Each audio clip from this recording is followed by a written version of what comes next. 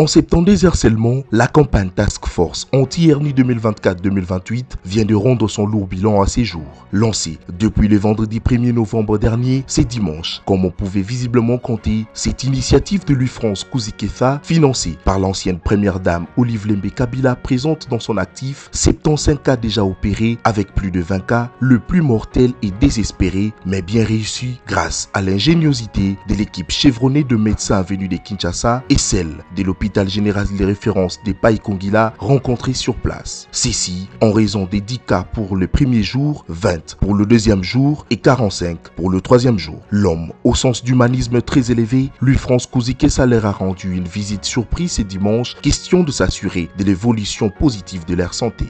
Papa, presque 20 ans, depuis 2004. Dans l'opération Lobby, déjà on termine à féliciter. Mais au niveau organisé une campagne, on a adopté dans l'équipe, en tout cas, que Dieu les bénisse. Moi, j'ai le zéro j'ai le V. À ça, il y a maladie, on a 5 ans. À Botamakinango. On peut dire merci à maman Olive Lembe. Na papa Kuzikesa a mené projet au koto. Na pesi vraiment merci mingi na maman Olive Lembe nande konangai na intermédiaire ya monsieur Kuzikesa Louis France awa lelo na yo ko m'opérer na fucha te logote. J'ai été opéré depuis vendredi. Je n'ai rien donné, je n'ai rien payé ni quoi à cause seulement de ces grands messages. Depuis 2017 jusqu'à cette année, c'est plus ou moins 7 ans. Bien qu'être traités gratuitement, les malades ont posé un autre problème, celui du manque de quoi mettre sous la dent pendant ces moments de convalescence. En bon père de famille, le recteur a remis une importante somme d'argent aux responsables de pavillon pour la prise en charge alimentaire de malades. Les besoins étant intenses, il faut mettre de jour pour complètement vider les cas derniers consultés, nonobstant les difficultés énormes rencontrées sur terrain. De telles initiatives salvatrices sont le plus souhaitées pour sauver des vies de ceux qui sont victimes de l'hernie suite aux travaux forcés sur toute l'étendue de la République. Allez, merci.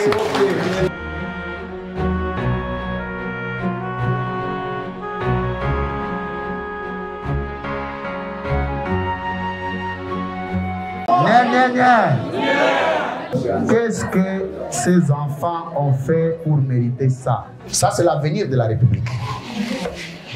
Mais l'hernie d'un enfant peut arriver jusqu'ici.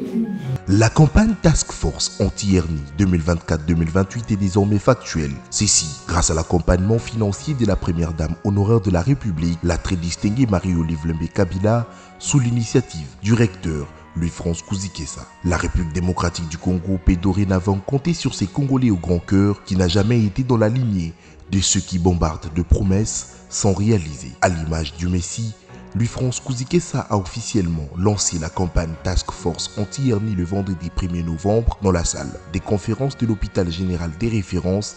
Nous sommes là chez lui à Païkongila, dans le Grand Bandundu, en présence d'un échantillon de malades sur les 987 cas consultés avec pour objectif de sauver la vie de hommes, femmes, enfants, jeunes et vieux victimes de cette maladie dont, pour certains, la durée existentielle est partie entre 5, 10, voire 15 ans. Je suis heureux au nom de toute la délégation qui m'a accompagné de Kinshasa, heureux au nom de l'équipe médicale très costaud que j'ai rencontré ici sur place à l'hôpital général de référence des Païkongila, de lancer la campagne Task Force anti-hernie 2024-2028. L'objectif poursuivi est d'anéantir cette maladie qui, du reste, pouvait être négligeable aux yeux de certaines personnes, mais qui s'aggrave au fur et à mesure pour certaines personnes, allant jusqu'à 10-20 ans de souffrance. C'est une douleur intense. J'ai été initiateur du projet. Je voudrais profiter de l'occasion de remercier l'ancienne première dame Marie-Olive Lembe Kabila, qui, après avoir discuté, n'est pas restée indifférente pour accompagner ces projets qui pourra être intensifié au niveau national. Sentiment de joie pour le docteur Bienvenu Mbakalanga, médecin directeur de l'hôpital. L'impression doit être quoi? C'est la joie.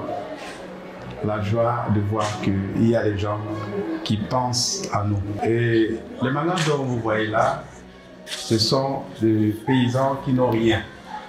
Et la plupart des riz que vous voyez là, ils ont fait 5 ans, 3 ans, 10 ans même, avec ça par faute de moyens.